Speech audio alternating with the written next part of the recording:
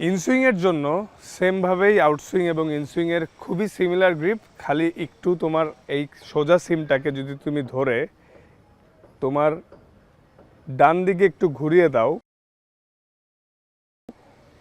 এবং সামান্য গ্যাপ রেখে বলটা করার সময়, ইনসুইং চেষ্টা করার সময় আমরা অনেক সময় মাথাটা এদিকে ফেলে পুশ করার ট্রাই করি, যেটা আসলে একদমই ভুল। তুমি হয়তো পুশ করলে একটু ইনসুইং করবে, কিন্তু বলের পেছনের শক্তিটা কমে যাবে, বলের গতি কমে যাবে এবং ইফেক্টিভনেসও কমে যাবে।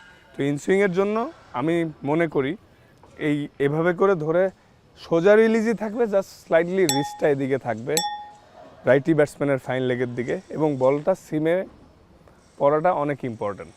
তো অলমোস্ট সিমটা স্ট্রেইটই থাকবে, জাস্ট একটু ডান দিকে ঘোরানো থাকবে।